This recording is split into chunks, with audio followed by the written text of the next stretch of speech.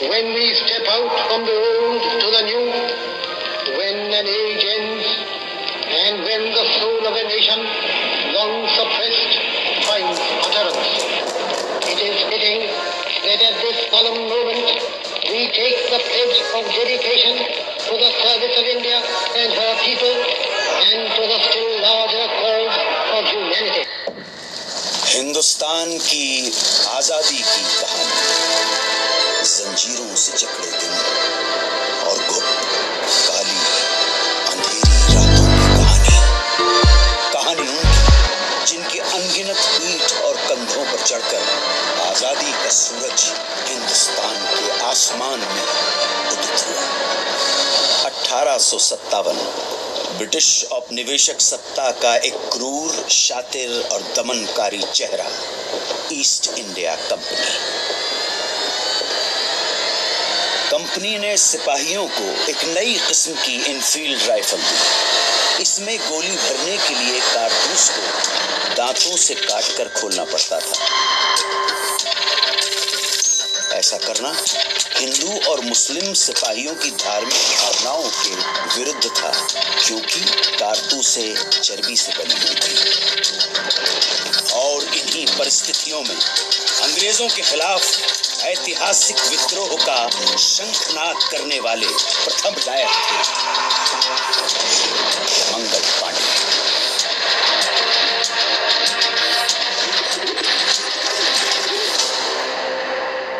मंगल पांडे की शहादत बारूद के ढेर में पहली चिंगारी थी, और ये चिंगारी ऐसी भड़की कि देखते ही देखते बगावत की आग में पूरा देश दहकने लगा। वक्त आने पर बता देंगे तुझे आसमां, हम अभी से क्या बताए क्या हमारे दिल में है।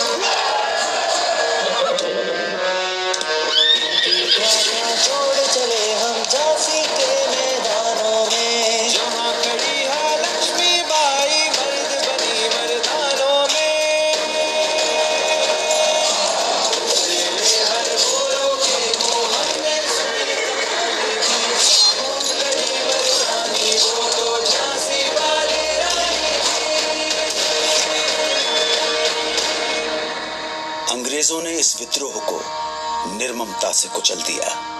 ब्रिटिश फौज द्वारा दिल्ली पर कब्जे के बाद आखिरी मुगल बादशाह बहादुर शाह जफर गिरफ्तार कर लिए गए। लाखों हिंदुस्तानियों को बर्बर तरीके से मौत के घाट उतार दिया गया। इसी के साथ स्वतंत्रता संग्राम के इतिहास में एक युग का अंत हो गया। वो खून कहो किस मतलब का जिसमें उबाल का नाम नहीं, वो खून कहो किस मतलब का आ सके देश के काम नहीं।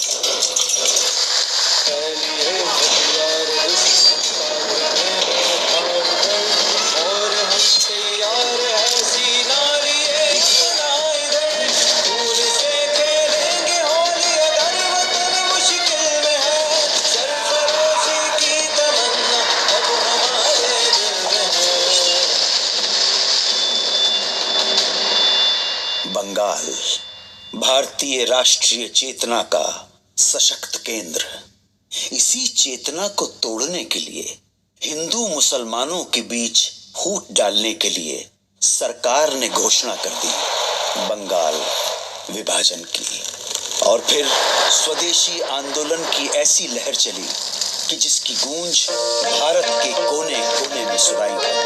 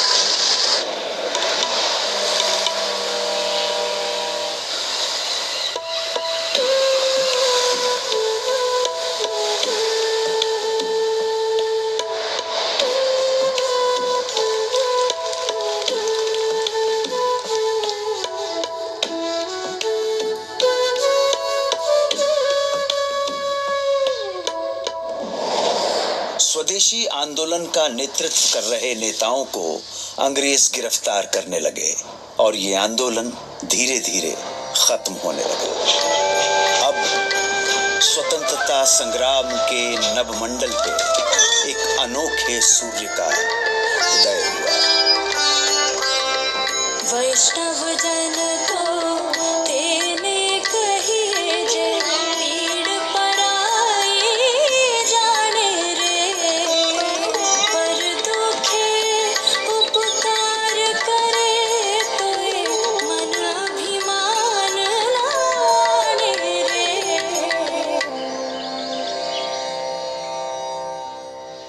1919 की बैसाखी।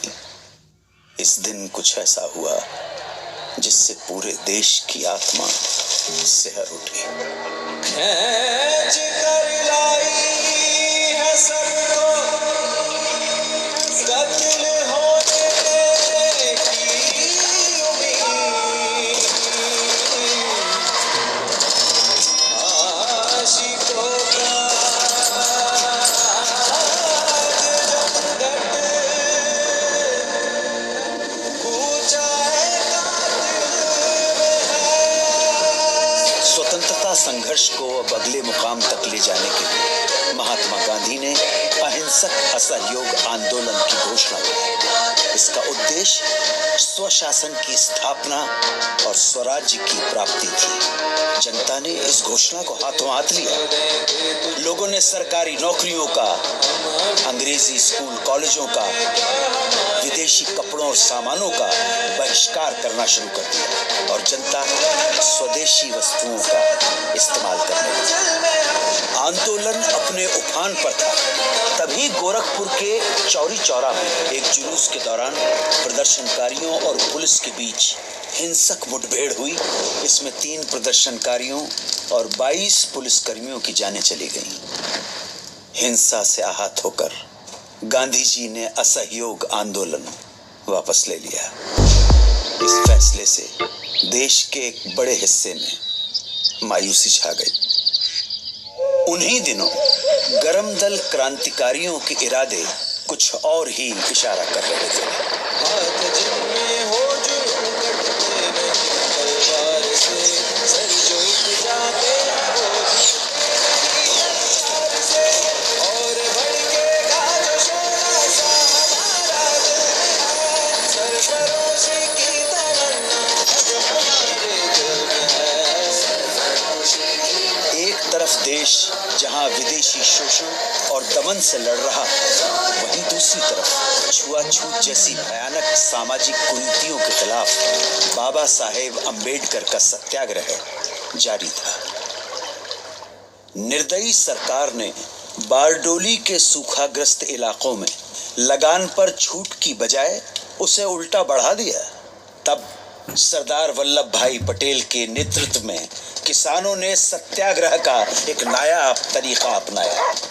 जब पुलिस लगान वसूलने गांव में आती तो उन्हें पूरा का पूरा गांव खाली मिलता। देश भर में स्वतंत्रता सेनानी अपना सर्वस्व झोंकने के लिए तैयार थे।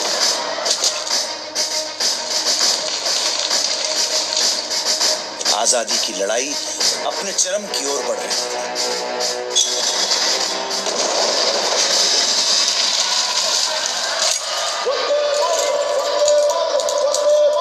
कांग्रेस के लाहौर अधिवेशन में तिरंगा फहराकर पूर्ण स्वराज्य की घोषणा कर दी गई। पूर्ण स्वराज्य का अर्थ था भारत की अपनी संप्रभुता। अब यहां से पीछे हटना नामुमकिन था।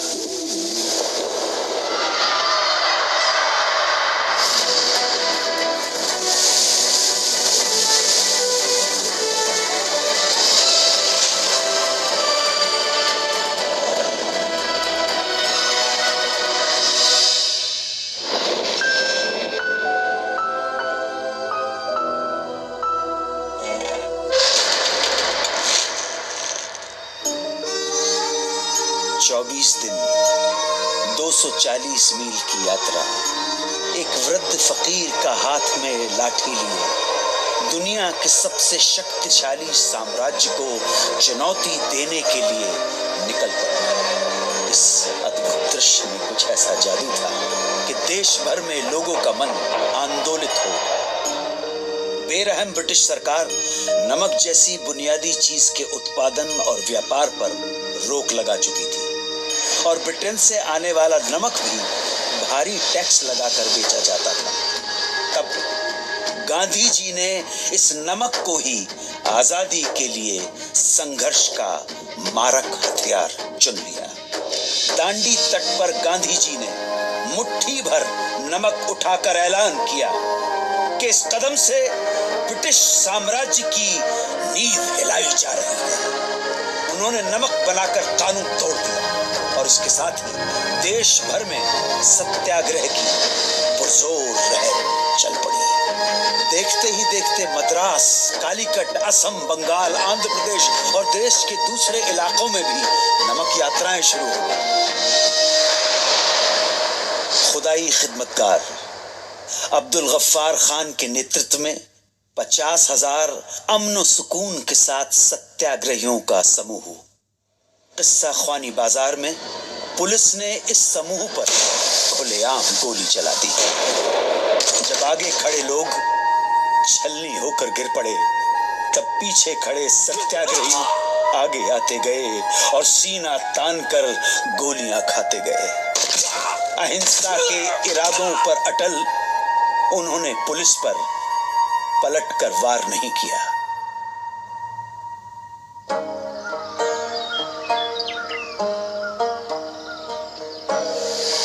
मन समर्पित, तन समर्पित और ये जीवन समर्पित, चाहता हूं देश की धरती तुझे कुछ और भी दे।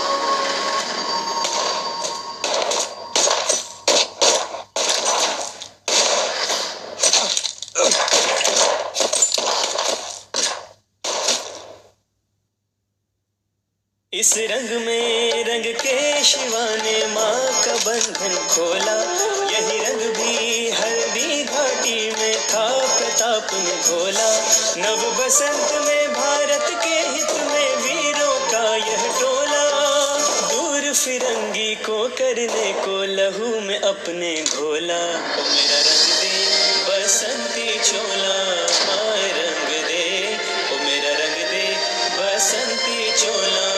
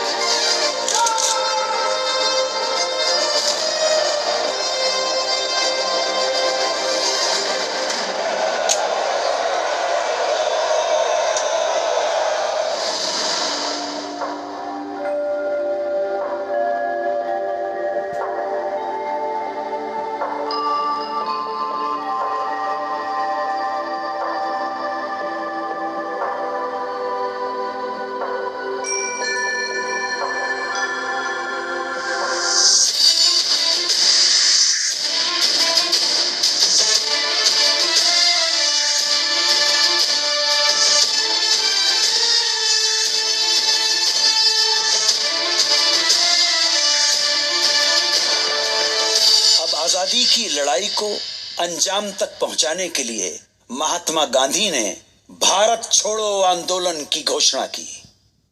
उन्होंने देश की जनता को एक महामंत्र दिया, करो या मरो, या तो हम भारत को आजाद कराएंगे या इस कोशिश में अपनी जान दे देंगे। इस आह्वान के कुछ घंटों बाद ही सरकार ने गांधी जी को, नेहरू जी को, अबुल कलाम आजाद सहित प्रमुख कांग्रेसी नेताओं को गिरफ्तार कर लिया और तब दूसरी पंक्ति के स्थानीय नेताओं ने आंदोलन की कमान संभाल ली।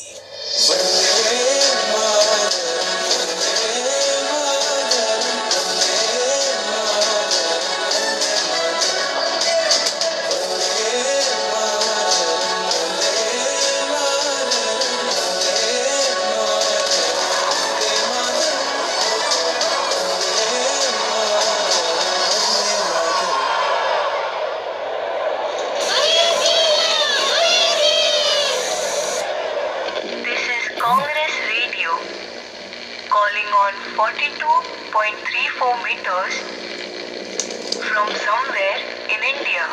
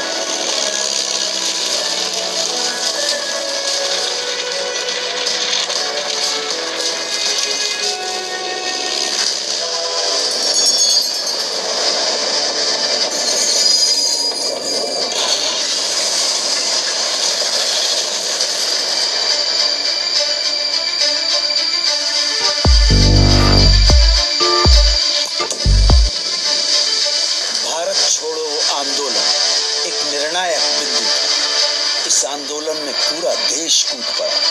पुलिस थानों, कचहरियों, रेलवे स्टेशनों और अंग्रेजी सत्ता के दूसरे प्रतीकों पर कब्जा कर उन पर तिरंगा फहराया जाने लगा। बौखलाई सरकार ने न सिर्फ लोगों के साथ मारापीटी की, न सिर्फ भारी संख्या में लोगों की गिरफ्तारियां हुई, बल्कि कई बार तो फौजी हवाई जहाज से निहत्थे लोगों पर गोलियां तक बरसाई।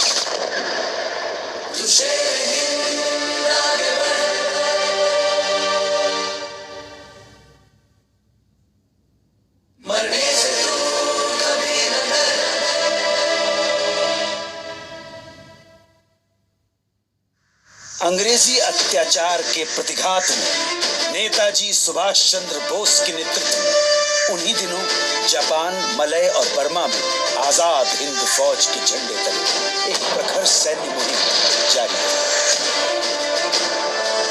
कदम बढ़ाए जा, खुशी के गीत गाए जा, ये जिंदगी है कौम की, हिंद आगे बढ़ता है, तू कभी न डर,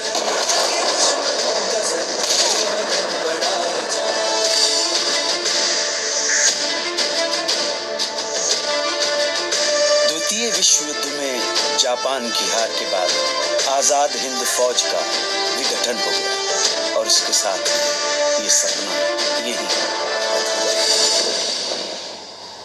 अब भारत की स्वाधीनता का अंतिम युद्ध प्रारंभ हो चुका था। आजादी के दीवाने अपने अथक सामूहिक संघर्ष और कुर्बानी की धधकती लौ में सदियों की गुलामी और शोषण की जंजीरें पिघलाने की कगार पर थे। ये क्षण आसमान के सीने पर तिरंगा फहरा देने का क्षण था।